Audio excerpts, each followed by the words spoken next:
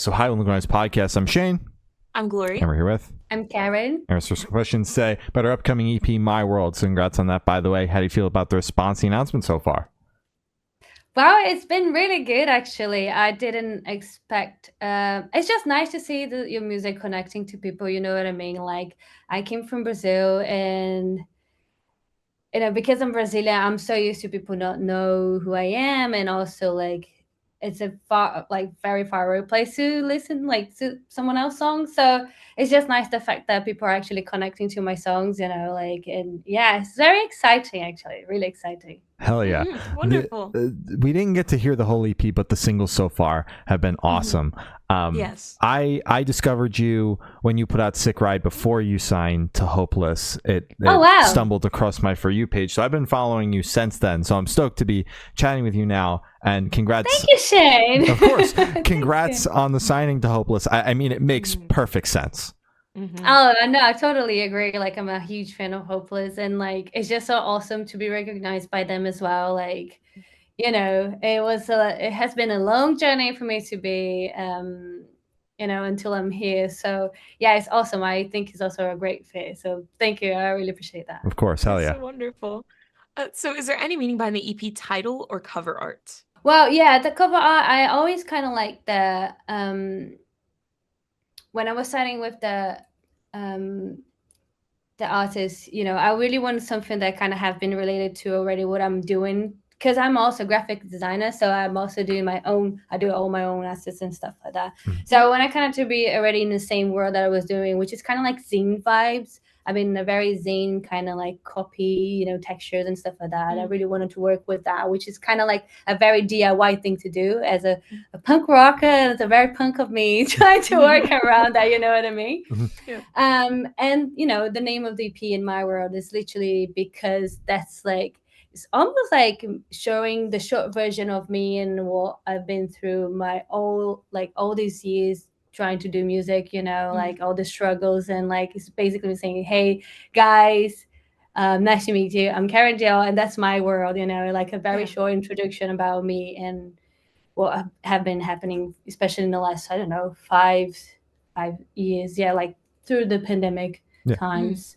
Yeah, that's what it feels like just with that EP name. Like, this is the introduction, because obviously it's the debut EP. It makes sense to call it like My World. It's like self-titling it in a way, I guess. Almost. Yeah, basically, yeah. Like, it was really natural as well. Like, I didn't thought even like, oh, what should it be? You know, like, we had the song that called My World, and I was like, yeah, it is my world, you know, so let's just use it. Hell yeah. Love it. Wonderful. So can you tell us a little bit about your writing process for the EP? Yeah, of course. So I can mention a little bit already. Like, through the pandemic, you know, I've been through a lot. I moved countries. You know, I don't know if you guys had the opportunity to do that, but it's quite crazy. Go to like to a completely different country to, you know, where you don't actually. That's not my first language. You know, I can communicate, but you guys will see like I have like basic 3 different accents: the British, the American, and the Brazilian one. You know what I mean? It's so funny because especially like I posted like a reels a few months ago, and I had a very quite strong British accent, and some of Brazilians was like, "What accent's that? This is horrible." I was like, "I'm so sorry," but like, British accent is not just like a weird accent. Like, Americans also have accent, but we're so used to that we think like, oh, just British is like accent. Americans are not, like, you know. And even like that as well, I was like, I know you think I'm sound British, but I'm pretty sure for a British person, I'm sound very Brazilian. You know what I mean? Yeah. So yeah, anyway, going back to the whole songwriting process. Yeah, so I've been going through a lot. I changed country, you know, trying to adapt myself, settle down in the country in so many ways. And through this period, I even said to my husband, this is like, I'm gonna go really slow with music right now because I have to organize my life. And so I really took my time to write the songs, and it wasn't anything forced. It was always like an idea that Matt had, and then we were like, okay, so let's go to the studio and write this idea and see what happens. Or some of them were actually, you know, was one day me just being here in my office and saying like, yeah, I have this little idea, I want to put it down. So I really took my time and I was basically writing what was going on through the pandemic. And like, for example, even like Sick Ride was a song that was really out of my comfort zone, because I always kind of like, I always like to come with what I want, like a little idea already. And this time was like literally me and Matt in the studio, like, let's see what happens, you know. Matt had this little, like, what was it, rhythm, like he was always singing like, and I was like, okay, so you have like a little rhythm, let's try to work on that. And we elaborate the lyrics and start to come, but it's really different, like, because I'm such a more like melodic, more like you know. And this verse is very rhythm, it's almost like a very big thing, you know. So this is kind of how it happened, like how Secret started. But yeah, it was really like a natural thing, just writing what was going on, like, especially I guess after like leaving Brazil, leaving my previous band behind, and all the pandemic situation. That was kind of what I was writing about. Gotcha. That makes sense. So what song off the EP took longest to write, and which one is your personal favorite? My personal favorite, let's go with my personal favorite. I think My World and Stupid are my personal favorite. So which people am I gonna kill me? Because whoever knows my song, they will say Secret is the best. I'm like, I know Secret is fun, but like I you know, for like, I'm not like, it's funny because I'm not so attached with the lyrics, because the lyrics is a fictional thing, you know what I mean? Which the other ones are more like actually something that I lived. So yeah, I think My World and Stupid are really like my favorites. They have very like this really like kind of the Offspring vibe with, and My World especially have some Veruca Salt vibes. Like, I just love them. I don't think I have anyone that actually took me a long time to make. I actually, one of them was super quick, which was 3 a.m. My single that's coming out really soon. That was literally like a half an hour. I wrote even less than that actually, because the song has like just 51 seconds. So I would assume that actually took me like max 10 minutes to make that song. It was super quick. It's a very punk rock song, so yeah. Goddamn, that's insane. That's impressive. I know you said it's 51 seconds, but 10 minutes is just impressive. Yeah. Oh no, guys, it's just really not. You know, it's just, you know. It's just something that I do, you know. That's good. It's in my DNA. I guess this is who I am. Yeah. Exactly. You know, you wouldn't get it is the thing. Yeah. Stick to your podcast. I'll write the songs. Okay? No. I was just kidding. It's just something I do. Yeah. That's great. So for this question, I want you to pick your favorite lyric off the EP and tell us the meaning behind it. Ooh. Yeah, that's the one, right? That's you wanna I have to dig the gold. Okay. So I will actually say My World. And the lyrics I say, if you want to play, so this is the first time that people will even probably hear about anything about the song, because I didn't release that yet, and that's gonna be released in just in October. So if you want to play, go ahead and play. Stupid little games won't get in my head, never gonna change. If you want to fight, go ahead and fight. Did I hurt your pride? Did I make you cry? Your problem, not mine. Well, that's, I don't actually know if I can say the reason of the lyrics. Okay. But basically it's saying I'm tired of this bullshit, you know what I mean? Like, if you want to play your games, go fucking play a game. Like, I couldn't fucking care less. You do your thing, I do mine. And if you want to fight, you know, go fight. You're gonna fight alone. I'm not gonna play your games. Basically like that. Like, you know, you want to play your games, go ahead, do what you want to do. You know, I'm not gonna be fooled by that. I'm not gonna play your games because I'm bigger than that. Basically, that's That's what I Yeah. mean. Yeah, Damn that's right. great. Oh yeah. Love it. And would you be Good. able to tell us where your headspace is at while you're creating this record? Oh my God, where was my headspace? In which way? I'm so sorry. Like, Oh, it's what do you okay. mean by that? Kind of like when you were writing it, creating it, kind of like the emotions you were feeling. Maybe you were going through something, just kind of like that Okay. type of thing. Mhm. Yeah. So, yeah. I guess I've been going through a lot of anger. Mhm. Yeah. Yeah. It's just because you know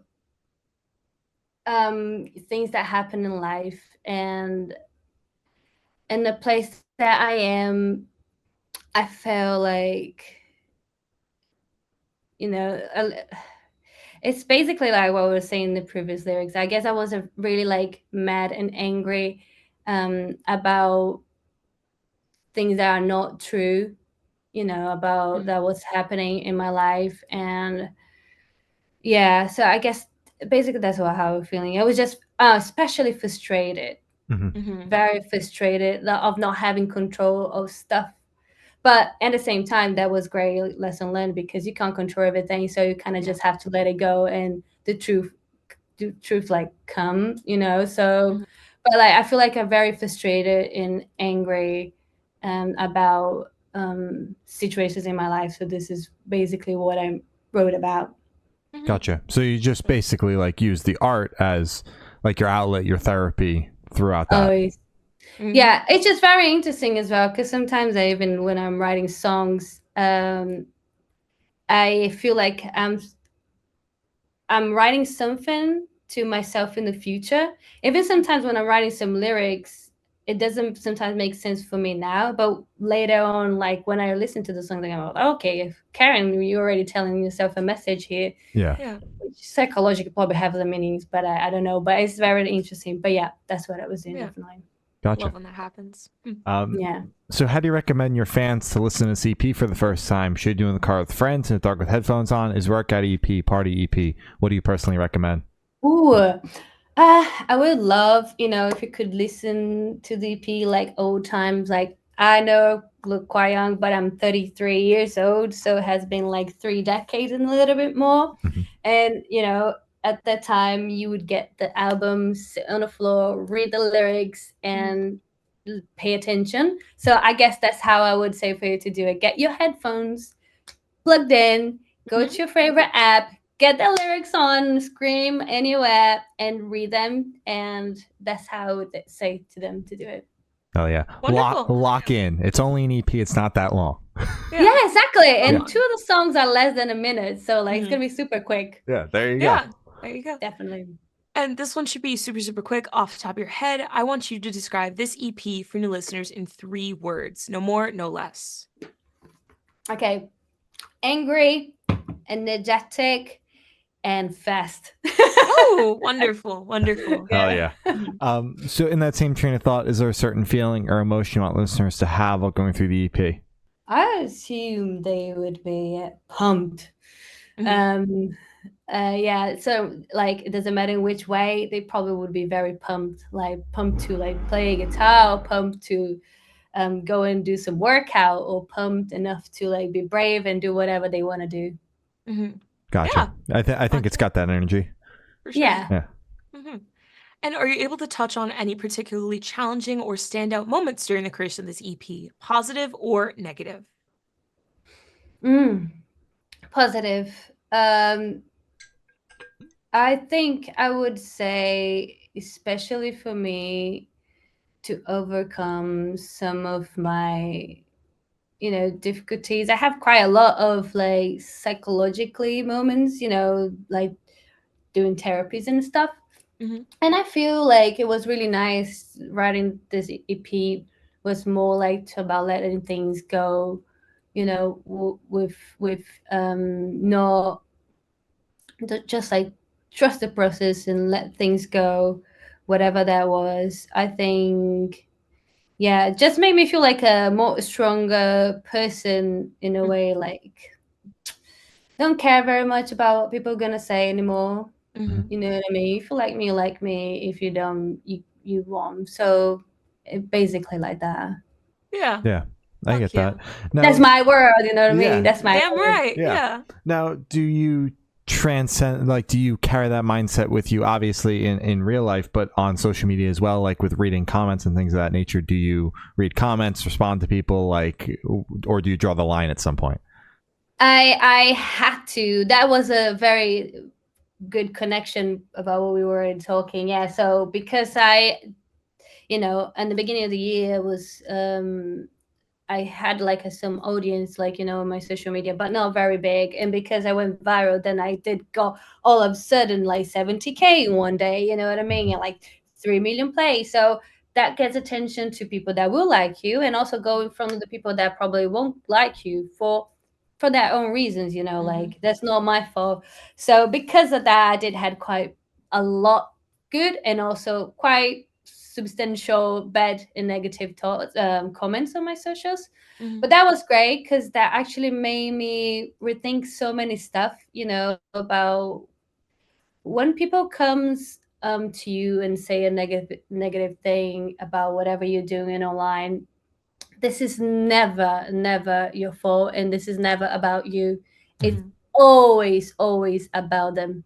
Like, it's about their frustrations. It's about, because people think that because you're succeeding they will never succeed, and that make them angry, and that's literally nothing to do with it. Like, that doesn't mean they cannot succeed. And so I have to like learn a lot, watch a lot of videos on YouTube, learning how to do that, how to manage with hate and those comments on the internet. And it was great, I learned a lot. But yeah, I think it is, especially like about those comments, I learned a lot that there's nothing to do with me. If you guys have any message that is kind of negative, it's nothing to do with us. Like, it's always about them, their frustrations, their insecurities, and yeah. And 9 times out of 10, they're just keyboard warriors. So like if you picked up the phone to call them, or you saw them in person, they wouldn't have the fucking balls to say it to your They face. wouldn't. They They'd wouldn't. be like, never. "That was the best song ever," or "You're so great." Like, they would I act get a like they didn't even picture? say it. Yeah, exactly. Literally, yeah. I feel like, especially, that's definitely what is going to happen. The ones that I get frustrated the most are the ones that are actually lying. Like, I had a one person that went to my comment section and said, like, I can't believe those nepo babies, kids, like, you're fucking playing industry. And I was like, hi, I'm a 33-year-old woman that don't live near close to the big city. I'm like, this flat is not mine. I'm renting. Like, the whole thing that you're saying is a lie. So you have to be very careful with fake news that you're spreading. The person even delete that, like, her comment, because like, you don't even know what you're talking about, and you're just saying literally lies. Like, what are you talking about, honey? Yeah. So the person People just completely see deleted. Yeah, people just see like smaller or up and coming successful artists and just immediately think, oh, nepo baby or fucking industry plant. There's no like, oh no, I've been grinding my ass off for years getting to this point. No. Exactly. No. It's crazy, and it's just not like that. Like, even if I just started my actually career and I accidentally went viral, that doesn't mean anything. Like, and I'm not like, so the whole thing was really funny because not even my age. I think she thought that I was 18 years old. I was like, honey, there's a photo of me like blowing my 33-year-old cake. What are you talking about? Like, I'm fucking old. and like, because I remember, because I found you like when Sick Ride was first popping off, you had in your bio that you were looking for a manager. Like, to have the balls to say that they're like, you're a nepo baby, when you're like literally like putting out there that you're an independent artist and are looking for a team. Yeah. I was actually I in my sorry, in my bio I was like, I don't have a manager and I don't have a label, so I was like open to, come talk to me, guys. You know what I mean? Exactly. Like, like that. No way me, like, if I wasn't a pop baby, I probably have so much already. How do you say that? Support. You know what I mean? Like, I wouldn't be need like to be. I don't need to be looking for labels or. That would have been lined up for you in the back end before you even put the first song out. Exactly. I wish I had like support my parents. Like, in any way, just if it was just the money. If there were also like parents that are involved in the music industry, even better. But no, I don't. My mom's working in a factory. My dad is like insurance guy. So far away from the music industry, it's not even funny. Far away, yeah, far away from the music industry. They, don't get me wrong, my mom sings really well. My dad barely can play guitar, but yeah. Yeah. He tries. That's great. He tried. So for this question, I want you to picture you're on tour, you're at a gas station for a rest stop. What is your snack of choice? Snack of choice? Oh, popcorn. I love popcorn. Ooh. I love popcorn, yeah. Fuck it's yeah. Any type? I actually like the salty. Yeah. Damn the right. salty is the one for me. I'm so horrible popcorn. Sometimes I eat dinner like popcorn as a dinner. I shouldn't do that, but yeah, I love popcorn. I fucking love What's popcorn. your guy favorite one? Oh, I really fuck with gas station grapes right now. What? Yeah, it's just like in the cold section, there's a little cup of Really? grapes. Yeah, they're right. always so crunchy and like sweet, and they're already like destemmed and stuff. I don't know. It's like she's healthy. She's healthy. Yeah, I dabble. I like dill pickle potato chips. The Lay's dill pickle potato chips. Oh wow. So good. All right. Yeah. Nice. I will try them next time. Oh yeah. Fuck yeah. And on the topic of food, if your music project was a dish, what dish would it be and why? Oh my god. Love this question. Thank you. What my dish would it be? I guess it would be burrito. Well, mine unfortunately wouldn't be spicy, but it should be spicy. And just because it's this whole mix, like with you have a rice and beans, but rice and beans is also a big thing for us Brazilians. So you have the rice and beans, and it's practical. You have the metal thing around it that looks kind of cool. It's the whole thing. It's easy and quick and nice. I think that's the whole pack is just perfect. Burrito. The burrito. Perfect. All right. Hell yeah. Love it. And for the last couple questions, going to shift completely away from music and go straight to death row. Boom. So if you're on death row, what would your last meal be with a drink? Pizza with... Can I say a brand name? Sure. Oh, yeah. Okay, so probably pizza with Coca-Cola. There you go.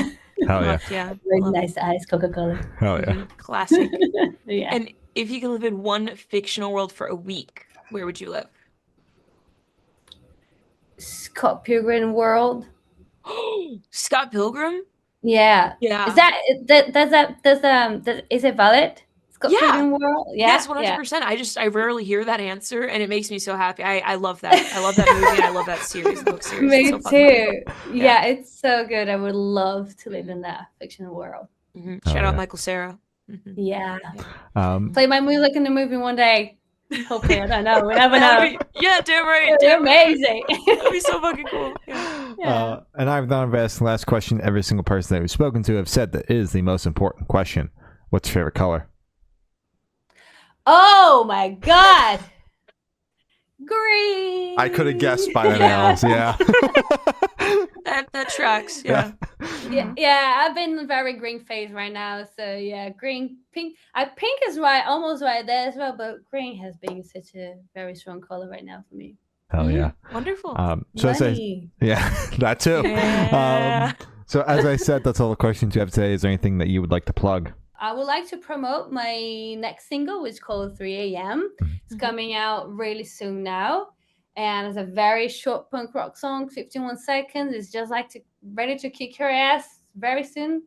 And also I have the headline show coming, Orgasm Tour coming, and an EP coming my world really soon.